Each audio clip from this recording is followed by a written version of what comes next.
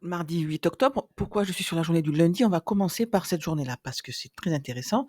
J'avais tort dans mon analyse, en partie du moins, mais néanmoins, j'ai fait une super journée. Donc, pourquoi j'avais tort? Parce que j'avais un biais haussier. On a pris je ne reviens pas sur l'analyse d'hier, hein, on va pas perdre de temps, mais une des confluences, c'était qu'on avait déjà pris le plus haut de la veille et on avait cette belle imbalance ici H4. Nous sommes en M5 pour plus de clarté. Si je mets en M1, ça va être un petit peu plus fouillis. On verra en M1 les entrées, mais je l'attendais sur ce niveau-là. On a eu ensuite ce breaker et ça, vous vous rappelez, c'est le haut du niveau H4 où j'attendais un reversal haussier. Donc, on a retracé jusque-là. Donc, au moment de l'open, j'avais un biais plutôt baissier, un biais temporaire, un biais jusqu'à la prochaine liquidité, parce que je l'attendais ici pour le racheter. Donc, on a eu en M1 une entrée. Je suis rentrée à l'arrache.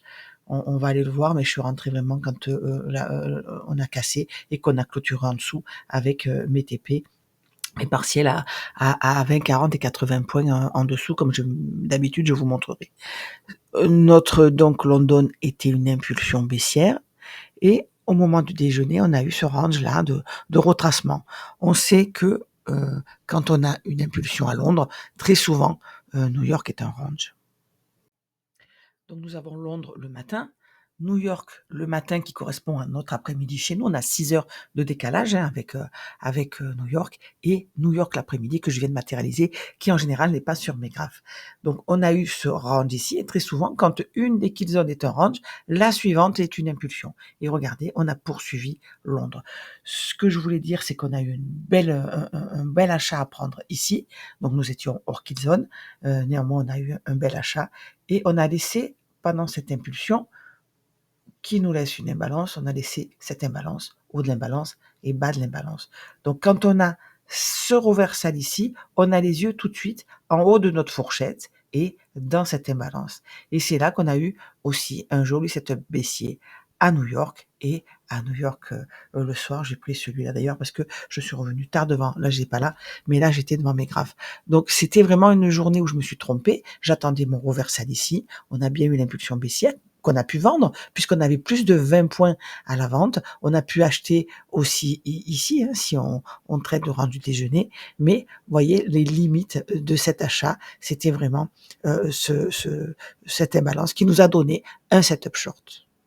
En M1, donc à l'open, on a eu cette impulsion baissière qui nous laisse une première imbalance, avec ici l'open de 8h30 et là l'open de minuit. Vous savez que c'est deux niveaux qui restent sur mes graphes, on n'a même pas pu les chercher. Ce qu'on a été faire par contre, quand on a pris l'Asian Low ici, on est remonté clean nos open. On clean les open et on a une impulsion baissière. Là, je sais que je veux le shorter, je cherche mon entrée. Donc au moment où on clôture ici en dessous, je sais que je veux rentrer short. On peut rentrer au marché hein, quand c'est comme ça, mais j'aurais peut-être mis, comme c'est la volatilité de l'open, j'aurais peut-être mis mon short, mon stop pardon, un peu haut, donc j'ai attendu et on a laissé cette imbalance. Quand le cours est remonté, je suis rentrée sur cette imbalance. On avait cette imbalance et cette imbalance ici a été inversée tout de suite et re-inversée tout de suite. Hein. Donc vous voyez que quand on a clôturé, on va vraiment zoomer parce que c'est ce qu'on on fait pas assez souvent, mais vous voyez cette imbalance ici, le corps de la bougie, on va chercher, bon là je rentre ici avec un stop par haut, mais regardez le corps, on laisse un bout d'imbalance, le corps on n'arrive pas à clôturer au-dessus et tout de suite on la ferme avec cette bougie. Donc ça a été 2 minutes un petit peu, allez pas de stress, mais je fais assez confiance à mon setup. Donc cette impulsion ici nous dit voilà, une imbalance qui est fermée tout de suite et refermée tout de suite, c'est une imbalance d'inversion. Elle se comporte comme support résistance, elle doit tenir. On va aller chercher nos prix en dessous. Donc j'avais mes partiels à 20, 40 et 80 points, comme d'habitude. Une fois qu'on arrive dans notre imbalance, c'est là qu'on se dit voilà, je veux chercher un reversal ou un échec de reversal. Un reversal pour l'acheter et continuer mon plan du jour, puisque la première partie s'est bien déroulée, mais à partir de là, j'avais tort. Ou alors, je me trompe et on va aller chercher le niveau en dessous. Et regardez comment on ferme vraiment cette imbalance ici. On fait un plus bas, on arrive dans un breaker, impulsion haussière. Sauf qu'ici, on n'a pas d'imbalance. jusque-là, hein. La première qu'on a, elle est ici. Donc tout ça, c'est de la manipulation. Quand on a une impulsion qui nous laisse cette imbalance, on se dit c'est pour aller chercher la seule et unique imbalance disponible, celle-là, entre cette bougie et cette bougie. Et qu'est-ce qu'on en fait de cette imbalance? Ben, encore une fois, on n'arrive pas à clôturer au-dessus, hein. On crée une imbalance ici qui est tout de suite fermée à la baisse. Donc, on a une imbalance qui est inversée tout de suite. On a cette imbalance qui est respectée puisqu'on ne clôture pas au-dessus et on a fermé notre imbalance HTF. J'ai les yeux sur la liquidité en dessous. C'est d'abord celle qu'on vient de créer, et puis évidemment le point médian du breaker, et ensuite ces deux niveaux ici, ce qu'on a été chercher. Donc vous voyez que c'est pas, il faut vraiment être à l'esprit ouvert et avoir confiance dans ce qu'on voit. C'est pas difficile de ne pas acheter ici et de pas de se prendre des stops et de pas tenter plein d'achats ici. Puisque là, à partir du moment où cette imbalance fonctionne et qu'on inverse celle-ci, on sait qu'on va chercher la liquidité en dessous. On n'a pas, même si on l'achète pas à ce moment-là, même si on le vend pas, pardon, à ce moment-là, on sait c'est un peu bête de le vendre puisque tout nous dit qu'on va aller chercher la liquidité en dessous.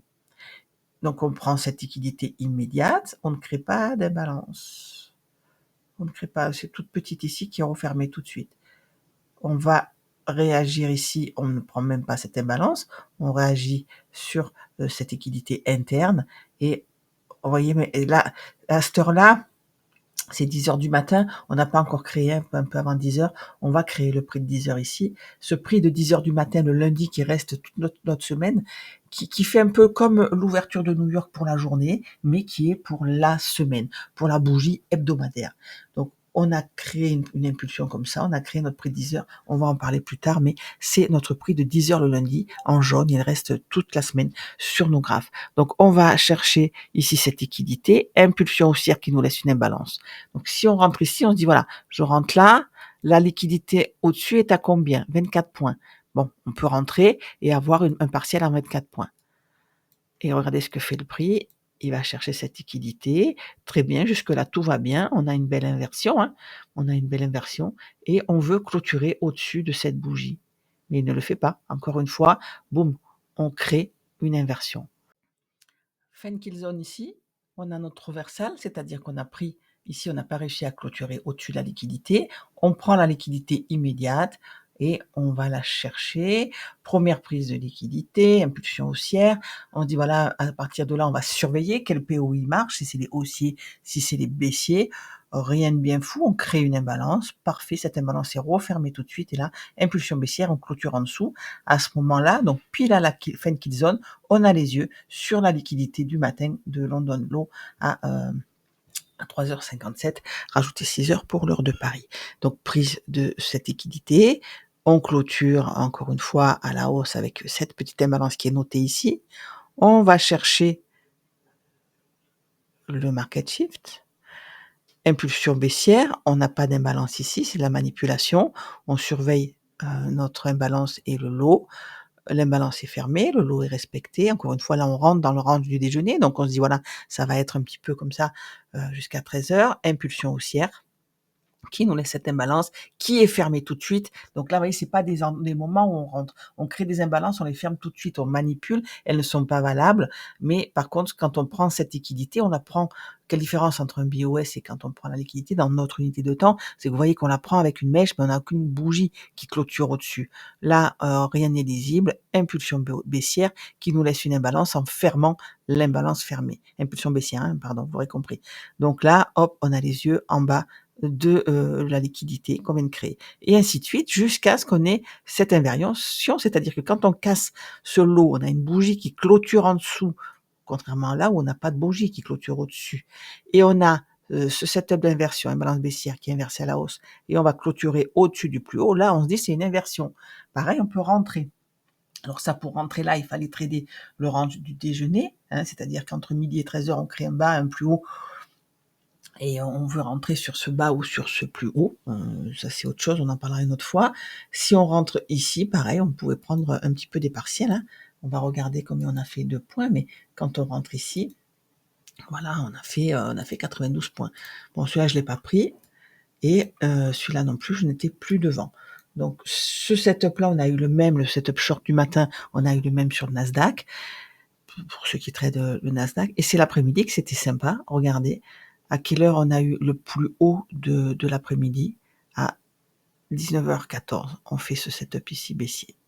Pourquoi il est valable? Eh ben parce que cette imbalance ici, en grande unité de temps, elle se comporte comme support résistance. À partir du moment où on clôture en dessous, ici on la ferme, ici on redescend clôturer sous son point médian, on remonte chercher un POI baissier qui fonctionne à cette imbalance ici. Quand on crée cette imbalance, elle fonctionne, on casse à la baisse. Vous voulez qu'on zoome, puisqu'on zoome jamais assez. Mais et c'est là qu'on suit, on fait ce plus bas. On a cassé ce plus bas, on fait ce plus bas, on est dans cette trend ici. Et cette trend ici nous renvoie en premium. Et c'est là qu'on regarde si les POI fonctionnent. Tous les POI baissiers fonctionnent. Regardez, on va chercher cette imbalance ici. On ne clôture pas au-dessus. Donc l'order block marche, impulsion baissière, et on fait que des plus bas et des plus hauts plus bas. Donc on est vraiment dans une manipulation et on n'a aucune raison pour l'instant de vouloir l'acheter. Là, rien nous dit que les PO, on est repassé en premium, les POI haussiers fonctionnent. Il suffit juste d'être un peu patient et de voir ce que nous dit le prix. Et si on attend les kill zones, alors là, c'est magique parce que regardez, on va chercher le dernier, ici, cette imbalance qui nous crée cet order block, dernière bougie haussière avant la baisse, on va le chercher. Et là, quand on a sur ces niveaux-là, hein, quand on a un setup baissier, hop, il n'y a aucune raison de ne pas rentrer sur le volume imbalance. Allez, on va zoomer encore, on est en M1. C'est que dalle, une bougie, c'est 1 minute. On sait notre analyse d'avant.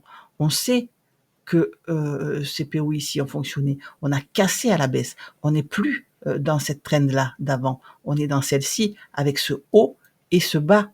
Quand on a cassé le dernier lot, on a créé ce haut.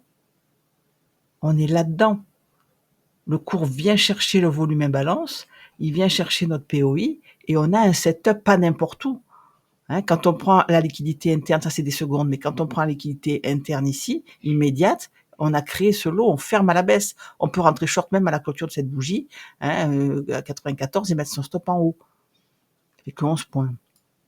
Et là, on sait qu'on est short. On n'a aucune raison d'acheter ça. Aucune. On a un setup baissier et on a notre analyse ici.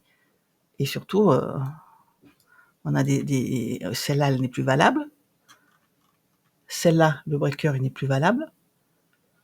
Donc, on a des niveaux. On a le plus bas de créé ici. On a les 19 010 en ligne de mire quand on achète ici, quand on vend ici. Vous voyez comment on réagit?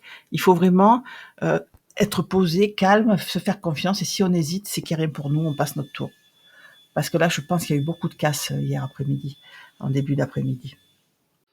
Donc mardi 8 octobre en weekly, ouverture au-dessus du prix de clôture et le prix s'enfonce toujours plus bas. Nos POI ne tiennent pas, on a des échecs d'inversion à chaque fois qui nous permettent de rentrer short. Donc la liquidité au-dessous, jusqu'où on peut aller, là on a ces pointillés, hein, on a cassé ce haut, on est en train de prendre dessus. On n'oublie pas que quand on a cassé ce petit haut, ce haut ici, on a créé ce bas, le plus bas mensuel, donc c'est potentiellement on peut aller jusque là, mais on a cette liquidité interne qui va nous attirer le prix, hein. Donc le bas de cette semaine-là, le bas de cette semaine-là, mais on n'a pas d'imbalance. La première imbalance qu'on a en weekly, c'est au 18 180, donc potentiellement on peut aller le chercher. Néanmoins, en H4, qui est la fractale du weekly, les mouvements commencent en petite unité de temps, on peut aller chercher un POI à ce niveau-là.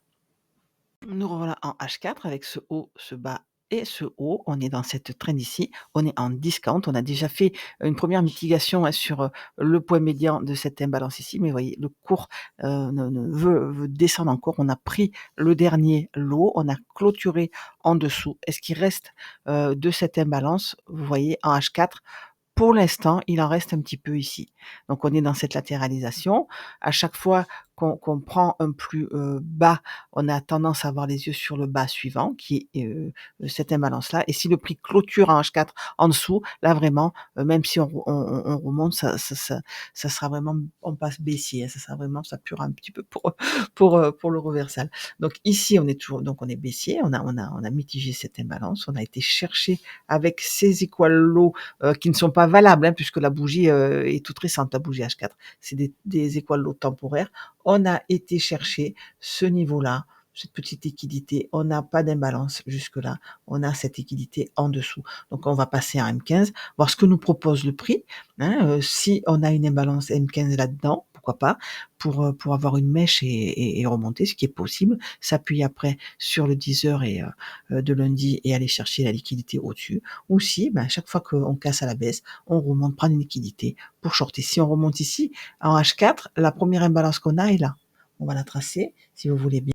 Voilà, donc j'ai tracé cette imbalance ici, celle au-dessus, puisque quand on a cassé ce bas, on a créé ce haut. On est quand même dans cette trend interne. Quand on a cassé ce bas ici, on a créé ce haut ici, le bas de cette imbalance. Et pour l'instant, en gris, c'est l'OTE, c'est-à-dire que c'est entre les 60 et 79 du FIBO. Cette OTE est temporaire. On ne sait pas jusqu'où va aller cette trend. On n'a pas de choche pour l'instant. Donc c'est juste un petit indicateur comme ça, premium, discount pour les gens qui ont besoin un petit peu de ce rappel-là. Hein. Donc on va passer à M15 et voir ce que nous propose le prix. Donc pendant l'Asian, on a pris le plus bas de la veille, c'est un signe de poursuite baissière. Donc vous l'avez vu qu'hier, ça n'a pas fonctionné à la hausse. C'est une confluence qui a à peu près 70-72% de probabilité. Donc forcément, 3 fois sur 10, ça ne fonctionne pas.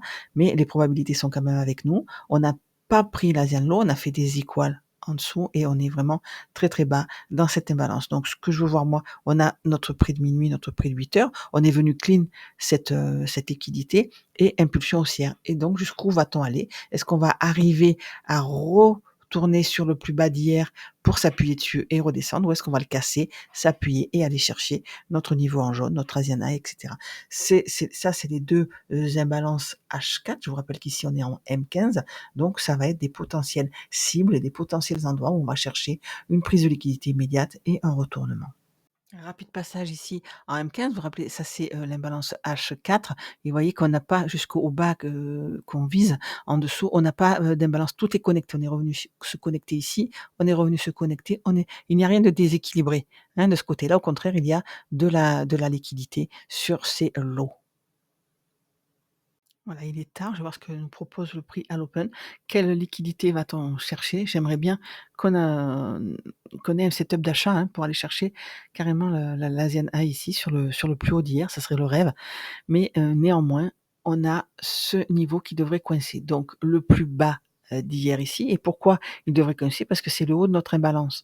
Et très souvent, quand on ferme une imbalance, on remonte chercher ses plus hauts et après ça se dirige violemment vers la liquidité en dessous, c'est-à-dire la liquidité immédiate qu'on vient de créer, mais on devrait avoir une impulsion violente et ensuite aller chercher les 18 845. Ça va être mon plan. Encore une fois, on ne rentre que sur un setup